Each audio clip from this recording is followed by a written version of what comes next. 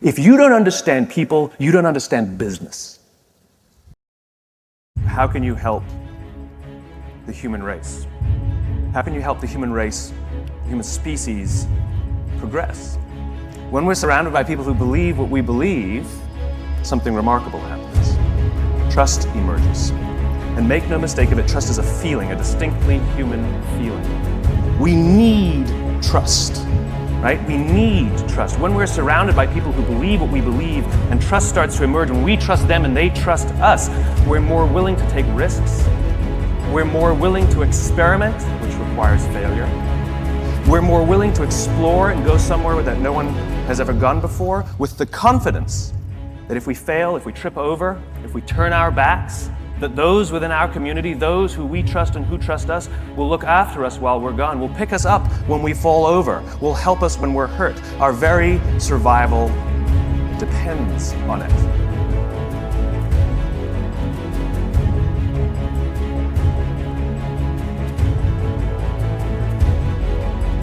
We're not good at everything. We're not good by ourselves. But if you go out as a group, we're pretty damn amazing. And the reason is because we all have our certain strengths and we all have our certain weaknesses. And the goal is not to fix your weaknesses. The goal is to amplify your strengths and surround yourself with the people who can do what you can't do. But it's not just based on skills and application and experience. It's based on what you believe. It's based on what you believe. You see, simply being good at something and having somebody else being good at what you're no good at does not mean you will trust each other. Trust, the sense of trust comes from the sense of common values and common beliefs. When you're in a strange environment where you don't feel comfortable, you look for anyone who may share some of the same values and beliefs that you have, and you start to form a very real and very intense bond with them, simply because you know that they have a basic understanding of how you grew up, of the things that you care about, of the life that you live back home. Well, the same is true when we go to work. Do we want to go to work with people who understand us, who believe what we believe, who have a similar view of the world that has nothing to do with their opinions and the differences that we share? That's good. That's called diversity. That's called advantages to problem solving, which is we can all look at the same thing from a different angle and come up with solutions. What I'm talking about is, why should you help each other in the first place? What are you in pursuit of? Now the question is what creates that sense of values and beliefs? What creates that sense of trust? Right? Our very human instinct. We know how to find people who believe what we believe. Our survival depends on it. We're biologically gifted with this idea. If I ask you to go out in the street and find all the people who believe what you believe, you know exactly what to do. You're going to strike up conversations. You're going to start talking to people. And either you'll have a good feeling about them or you won't. Either you'll have chemistry, whatever that means, or you don't. Sometimes it's quick, sometimes it's slow. But we know how to do it. It's called making friends, it's called dating, it's called networking. We have the innate ability to do it. The problem is it's not scalable. The problem is you're the only one who had that gut feeling. Every single piece of communication we make, every decision we make in our lives is a piece of communication. Every decision we make in our lives as individuals or as organizations is a piece of communication. It's our way of saying something about who we are and what we believe. This is why authenticity matters. This is why you have to say and do the things you actually believe, because the things you say and do are symbols of who you are. And we look for those symbols so we can find people who believe what we believe. Our very survival depends on it. So if you're putting out false symbols, you will attract people to those symbols, but you won't be able to form trust with them. The goal of putting something out there, if you say what you believe and you do what you believe, you will attract people who believe what you believe.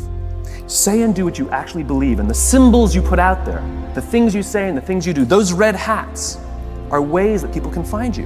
What you have the ability to do as designers is create those symbols and allow people to use those things to say something about who they are. Work for companies, work for clients, work for people who you believe what they believe.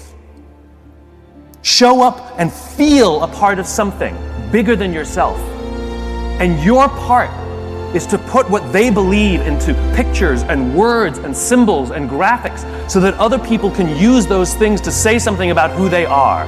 The companies that are crystal clear in what they believe and they're disciplined in how they do it, and they're consistent in what they do, and everything they say and everything they do serves as a symbol of the set of values and beliefs, we use those symbols to say something about who we are. We surround ourselves with the people and the products and the brands that say something about who we are. And when we can find the people who believe what we believe, we're weirdly drawn to them because our very survival depends on it. We need it. And so the more you can give of yourself, the more you can give of what you believe, the more you can with discipline, say and do the things you actually believe, strange things start to happen. We go to work every day and we sit at our computers and we sit at our desks and we solve problems by sending emails. Get up and go talk to somebody. It's called human interaction. If we're willing to give to the person next to us, it's amazing what they'll be willing to give to us, right? And again, our very survival depends on us. We need to trust each other. We're more willing to trust somebody who's willing to help us. What about helping the guy next to you? What are the 5 steps that you can do to help the person next to you lose some weight? What are the 7 steps that you can follow to help the person next to you find the job that they want? Do you know how we get fulfillment? You can be happy because you did things at work. You can be proud because you did things at work. You can be excited because you had a big success at work. But you know how you feel fulfilled at work? When you do something for someone else. It's the only way we get that feeling. It's the only way we get that feeling. Do you know why the statistics say that over 90% of people don't feel fulfilled by the work they do? It's not because of the job, it's not because of the pay, it's not because of the benefits. It's because we don't help each other anymore. We sit in our cubes and we work. And anything that we turn to anybody is because we need something, we need to get something. And yet we don't put ourselves out there simply for no other reason than to help somebody else. Do you know what generosity is? Generosity is doing something for someone else expecting nothing in return. It's not an equation. It's designed to help you feel good. And Mother Nature has given us this feeling when we do something for someone else to encourage us to do it. Because when we are in groups, when we are surrounded by people who believe what we believe, trust emerges and our very survival and progress goes up. Sex feels good. It's why we do it. And Mother Nature has provided that it will feel good so that we can do it more, so that we can procreate. That was not an accident, right? Well, the same goes here. That sense of fulfillment that we get was designed so that we'll do it more, so not only will we procreate, but we'll create strong senses of bonds and cultures amongst each other.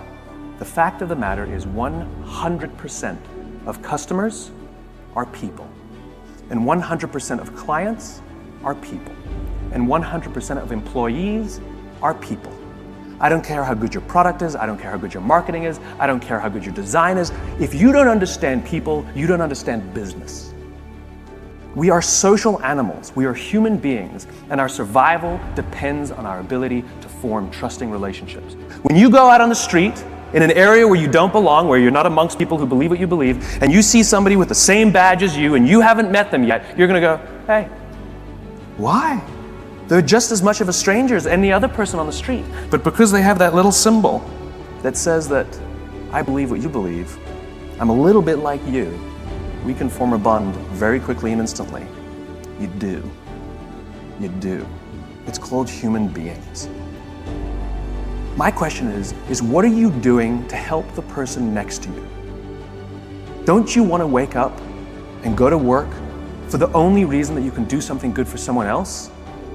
Wouldn't you want them to do that for you? If you don't understand people, you don't understand business.